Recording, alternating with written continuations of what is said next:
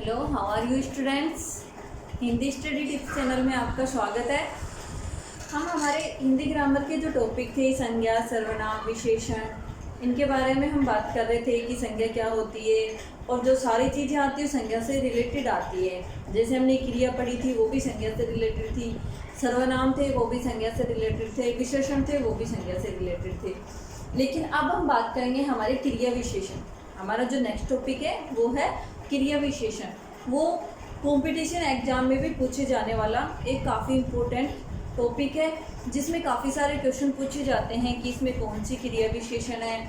तो ऐसे रूप इनके जो बता रखे हैं उनके कई क्वेश्चन हमारे सामने आते हैं, तो उनको अच्छे से सोल्व करने के लिए हमें ये एक सिंपल ट्रिक मैं आपको बता रही हूँ, इसलिए इस वीडियो को आपको कंप्लीट देखना ज़रूरी है। क्योंकि अगर कंप्लीट नहीं देख पाओगे तो इसके जो एक एक रूप है किसमें क्या चेंजिंग होता है वो आपको समझ नहीं आएगा। तो चलिए सबसे पहले हम चलते हैं कि क्रिया विशेषण की परिभाषा क्या होती है, यानी कि क्रिया विशेषण होता क्या है। तो इसमें दो शब्द हैं, क्रिया और विशेषण।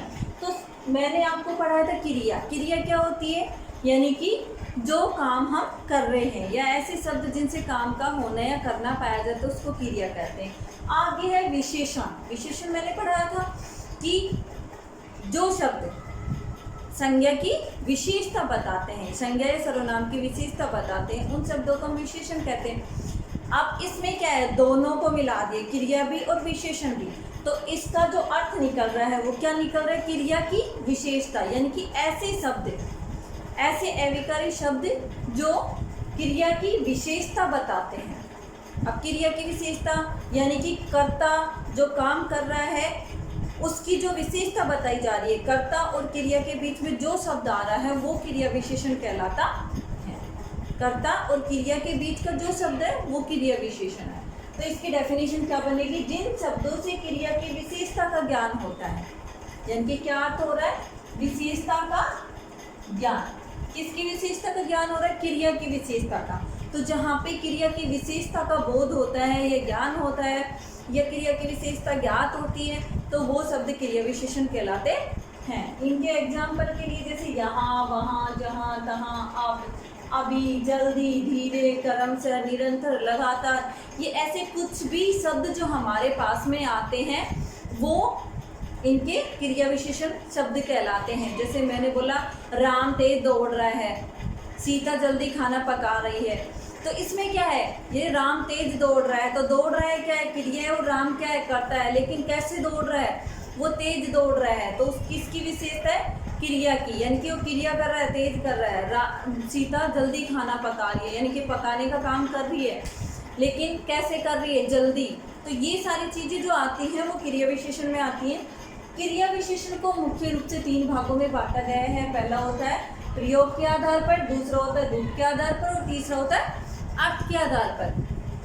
तो प्रयोग के आधार पर सबसे पहले हम देखते हैं, प्रयोग के आधार पर इसको 3 भागों में बांटा गया है। सबसे पहला होता है साधारण, दूसरा होता है संयोजक और तीसरा होता है अनुबंध। रूप के आधार पर भी इसको 3 भागों में बांटा गया है, मूल, यौगिक और स्थानीय।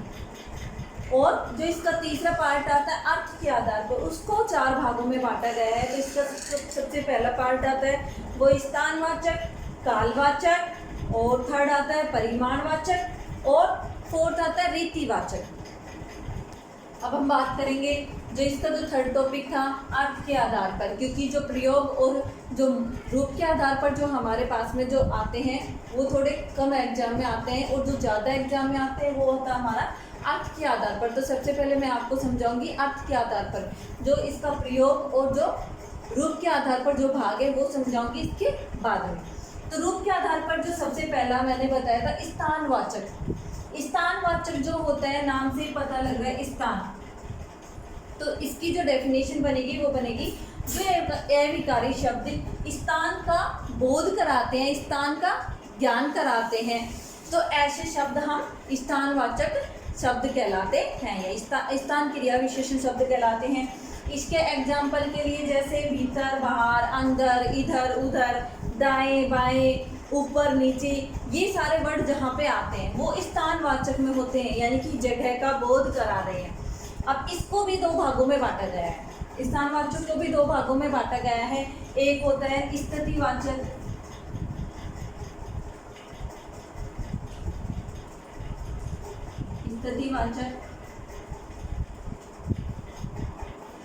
और दूसरा होता है दिशावाचक।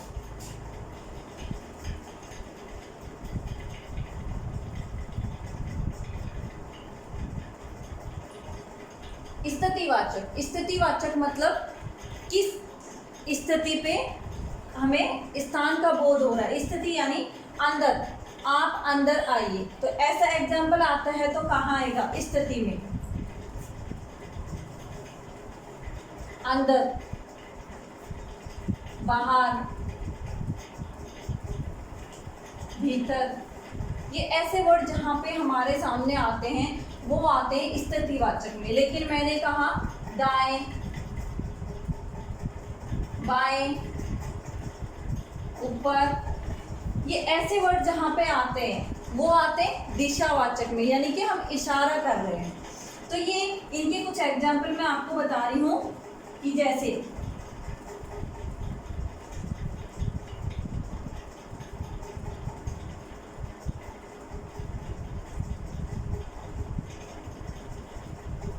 आप अंदर आओ, यानी कि स्थानवाचक।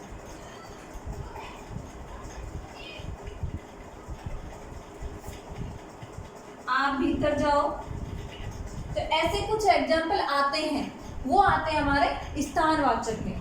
समझ में आया?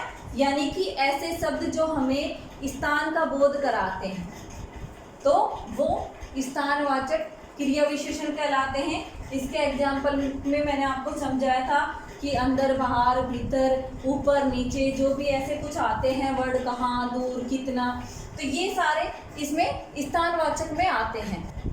इसी के दो पार्ट मैंने आपको बताया, एक होता है स्थितिवाचक, एक होता है दिशावाचक, यानी कि दो भागों में बांटा गया है। दिशा मतलब किसी साइडों की बात करते हैं, ऊपर नीचे की, दाएं बाएं की, वो होता है दिशावाचक। और बाहर, अंदर, यहाँ वहाँ, ये ऐसी चीज़ें जहाँ पे होती हैं वो होती हैं स्थितिवाचक। अब हम बात करेंगे इसके दूसरे भाग पर, जो कि होता है हमारा कालवाचक, यानी कि समय का बोध कराता है। कालवाचक जिसकी डेफिनेशन और उसके जो उसको कितने भाग। अब हम बात कर रहे हैं हमारे आप के आधार पर, जो इसका दूसरा टॉपिक मैं आपको बता रही थी, कालवाचक। कालवाचक क्या होता है? काल का मतलब पहले हमें समझना है कि काल क्या होता है। तो काल समय होता है, जैसे हम पढ़ते हैं वर्तमान काल, भूतकाल, भविष्य काल, तो वो सारे काल यानी समय। तो जिन अविकारी शब्दों से समय का बोध होता है, यानी कि जो कार्य हम जिस समय पे कर रहे हैं, ऐसी चीज़ों का अगर हमें बोध होता है वो होता है कालवाचक क्रिया विशेषण। इसके एग्जाम्पल है यदा, कदा, तब, हमेशा, कभी, तत्काल, निरंतर, शीघ्र, अब, पूर्व, धीरे, घड़ी घड़ी, तत्पश्चात, ये ऐसे जहाँ भी शब्द आते हैं वो होते हैं हमारे काल क्रिया विशेषण। तो इसको भी तीन भागों में बांटा गया है। एक होता है समयवाचक, दूसरा होता है अवधिवाचक और तीसरा होता है कौन पुनः। समय से हमें पता लग रहा है, जैसे कब, कल, अब, कभी, अभी, ऐसे जहाँ पे वर्ड आते हैं वो समयवाचक में आते हैं। जैसे आप कल कहाँ जाओगे, तो कल, या आप कल कहाँ गए थे, आप कब आ रहे हो, आपने ये काम जब किया था या तब किया था। ऐसे जहाँ पे ऐसे एग्जाम्पल आते हैं वो होते हैं समयवाचक, यानी कि कालवाचक का जो सबसे फर्स्ट पार्ट आता है वो होता है समयवाचक। दूसरा होता है अवधि। अवधि का मतलब कितनी, कंटिन्यू, जो उसका रूटीन रहता है, जैसे लगातार है, निरंतर है, तत्पश्चात है, ये सारी चीज़ें किस में आती हैं? अवधिवाचक में। तत्पश्चात उसने ये किया, या निरंतर पानी बह रहा है, लगातार पानी बह रहा है, तो ये होते हैं अवधिवाचक में। तीसरा इसका जो पार्ट होता है वो होता है पौन पुनः। पौन पुनः का मतलब होता है बार बार, घड़ी घड़ी, कई बार। यहाँ जहाँ ऐसे शब्द आते हैं कि आपने ये काम बार बार कहा, हमें घड़ी घड़ी ये काम करना चाहिए, हमें दिन में बार बार पानी पीना चाहिए, ऐसे जहाँ पे वाक्य आते हैं वो होते हैं कौन पुनः वाक्य में। तो इसको 3 पार्टों में बांटा गया था, समयवाचक, अवधिवाचक और कौन पुनः। तो समयवाचक में मैंने आपको बताया कि जहाँ पे अब का या बाद का समय का बोध हो रहा है वो समयवाचक में आएंगे। अवधि मतलब निरंतर, लगातार, नित्य, प्रतिदिन, ऐसे कुछ वर्ड आते हैं वो अवधि में आते हैं। कौन पुनः यानी कि जिसमें कई बार, बार बार, लगातार, ये ऐसे कुछ वर्ड आते हैं वो कौन पुनः में आते हैं। तो ये था हमारा कालवाचक। अब इसका जो थर्ड पार्ट हमारे पास में बच गया वो हो गया परिमाणवाचक क्रिया विशेषण। हम किसे कहते हैं। अब हमारे सामने जो इसका जो थर्ड पार्ट आता है वो होता है परिमाणवाचक क्रिया विशेषण। परिमाणवाचक क्रिया विशेषण में क्या होता है, जो शब्द क्रिया के परिमाण का बोध कराते हैं या परिमाण का ज्ञान कराते हैं उनको परिमाणवाचक क्रिया विशेषण कहते हैं। जैसे थोड़ा थोड़ा, केवल, क्रमशः, अत्यधिक, अधिक, बहुत कुछ, पर्याप्त, बूंद बूंद, अल्प और भी कई सारे वर्ड आते हैं। तो ये सारे वर्ड हमारे परिमाणवाचक क्रिया विशेषण में आते हैं। एग्जाम्पल के लिए जैसे बूंद बूंद से घड़ा भरता है, तो जहाँ पे बूंद बूंद आ रही है तो कौन सा हो गया, परिमाणवाचक। केवल हमें यही काम करना चाहिए, केवल हमें एग्जाम टाइम में पढ़ना चाहिए, तो ऐसे कुछ वर्ड आते हैं।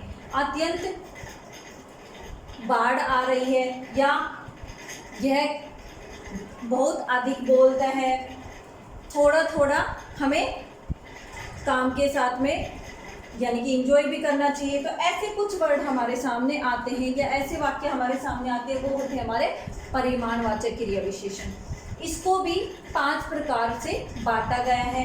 तो जो इसका सबसे पहला है, जिसका सबसे पहला पार्ट आता है वो होता है अधिकता बोधक। सबसे पहला पार्ट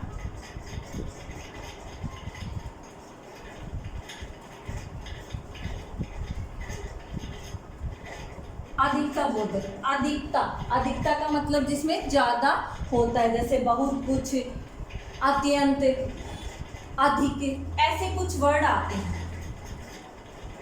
अत्यंत,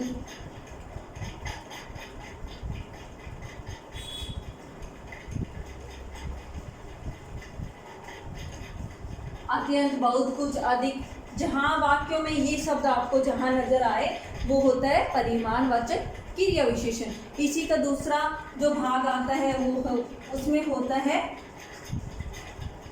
न्यूनतम बोधक या न्यूनता बोधक।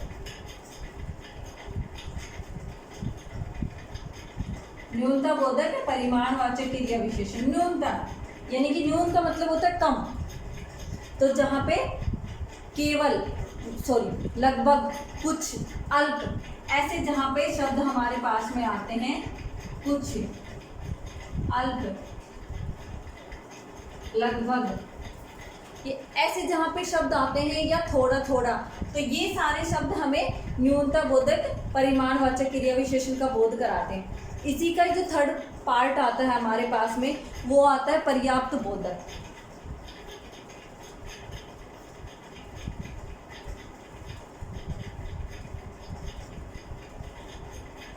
अब पर्याप्त बोधक, पर्याप्त यानी जो लिमिट का होता है, जैसे इतना, उतना, केवल, कम, अधिक, पर्याप्त, केवल, बस, काफी, ये जहाँ पे मात्रा का बोध होता है, केवल, काफी या बस, तो उसमें होता है पर्याप्त बोधक परिमाणवाचक।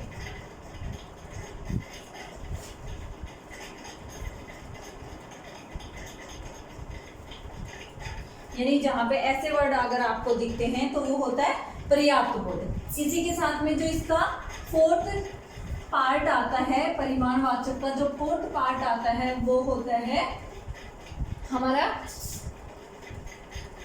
तुलना बोधक, यानी कि जिससे दूसरों चीजों से तुलना करते हैं। अब जैसे इतना, उतना, या फिर इससे कम, इससे ज्यादा।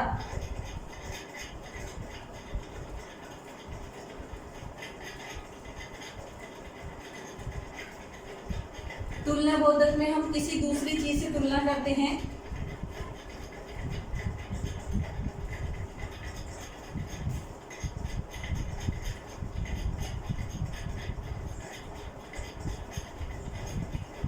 तो जहाँ पे जिन वाक्यों में ये शब्द हमारे सामने नजर आते हैं वो होता है हमारा तुलनावाचक परिमाणवाचक क्रिया विशेषण, यानी कि यह इतना ही सामान है या उतना सामान आपको लेके आना है, यह सामान इससे कम है, यह जो वस्तु है इससे अधिक भारी है।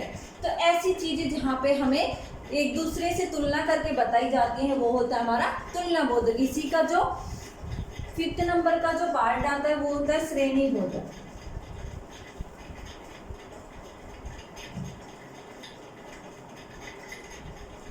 श्रेणी यानी कि उसकी जो लगातार चलने की, जैसे श्रेणी कंटिन्यू, किसी चीज़ की भी कंटिन्यू रहती है, जैसे काउंटिंग रहती है तो उसको हम हिंदी में बोलते क्रम से संख्या। तो वो क्रम से किस में आता है? श्रेणी बोधक में। थोड़ा थोड़ा या अधिक अधिक, धीरे धीरे, ये ऐसे जहाँ पे श्रेणी बोधक जो शब्द आते हैं वो श्रेणी बोधक परिमाणवाचक क्रिया विशेषण के एग्जाम्पल होते हैं।